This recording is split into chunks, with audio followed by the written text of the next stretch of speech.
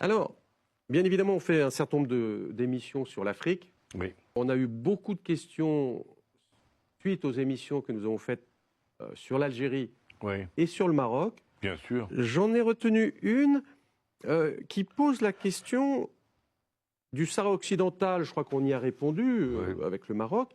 Mais beaucoup parlent du Sahara oriental, c'est-à-dire que la France, à un moment, aurait redessiné les frontières entre l'Algérie et le Maroc et aurait amputé le Maroc de toute une zone qui maintenant appartient à l'Algérie.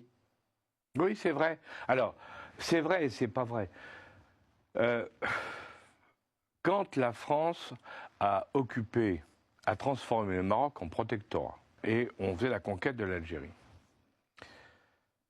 Et en même temps, on descendait tout au sud, puisque vous savez qu'il y a des expéditions françaises qui sont parties d'Algérie et qui ont été jusqu'au golfe de Guinée, hein, les grandes missions qu'on peut voir à l'époque.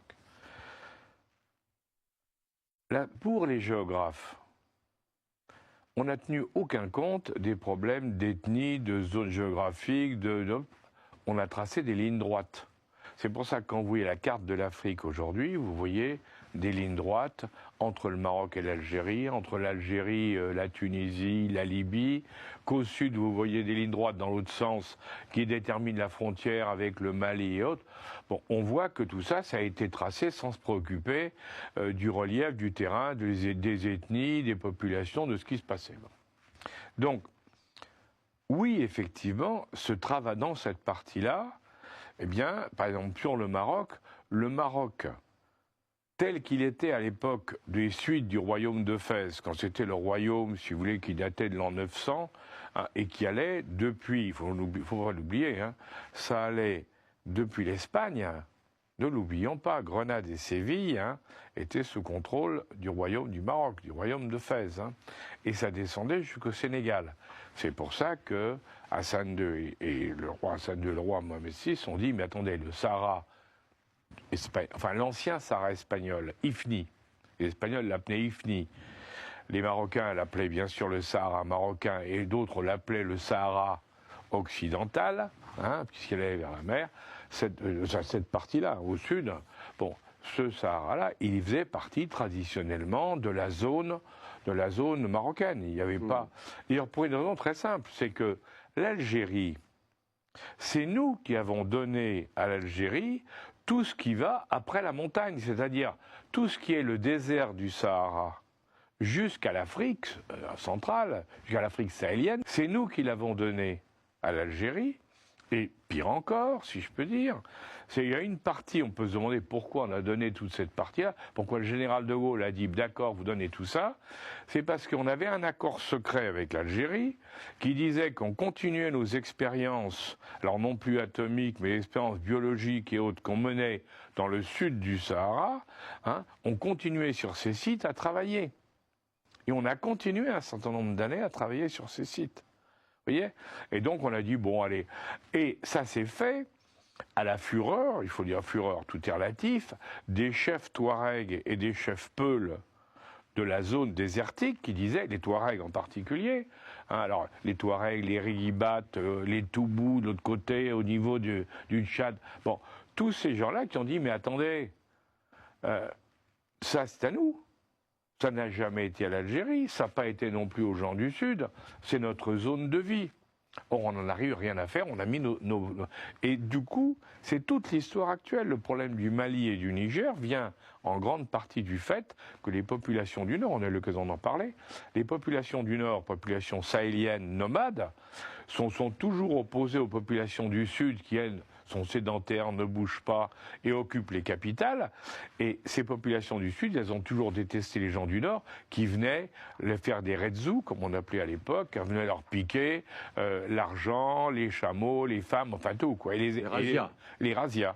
Je faisais des razzias. J'ai toujours dit, le problème de l'Algérie, je comprends parfaitement, que l'Algérie a obtenu, dans le cadre de la négociation d'indépendance avec la France, elle a obtenu une cartographie de son pays qui était optimale pour elle, hein, puisque ça lui donnait la partie du Sahara, avec un peu le pétrole, le gaz, enfin un certain nombre de choses. Bon, ça lui donnait un très grand territoire, avec une variété de capacités dans tous les domaines. Donc, ils l'ont eu, c'est à eux qu'ils le défendent, je ne vais pas leur reprocher.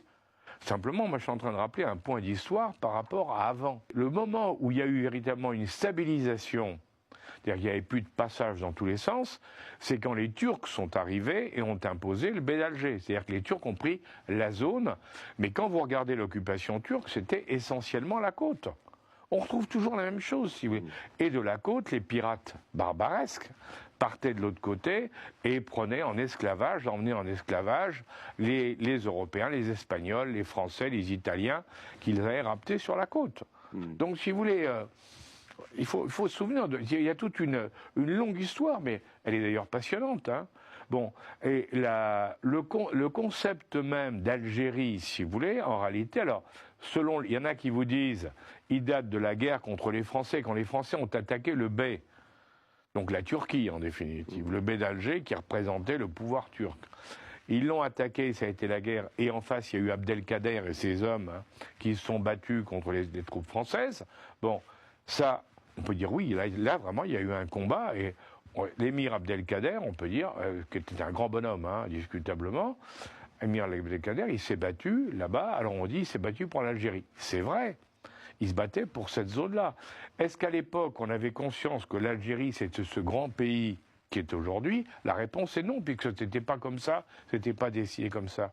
Hein, bon, après, Abdelkader, lui, il est parti. Hein. Il est devenu soufi.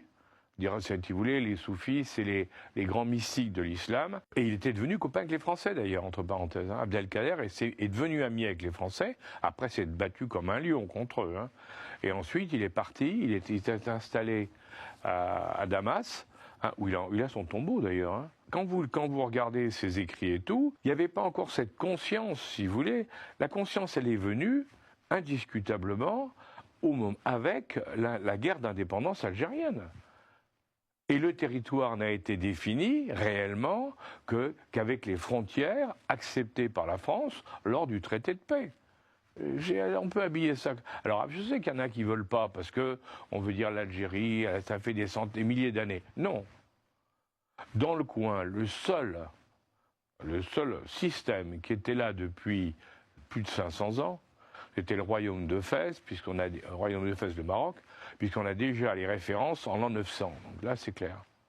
Mais en dehors de ça, et qui était très puissant, hein, en dehors de ça, non. Et j'avoue, je ne comprends pas pourquoi on s'obstine à vouloir se créer une histoire qui n'existait pas, alors que l'histoire réelle, elle est très belle. On se bat pour obtenir l'indépendance, on a l'indépendance, et on définit un territoire au moment de l'indépendance. Mais qu'est-ce qu'on veut de plus? Alors, restons en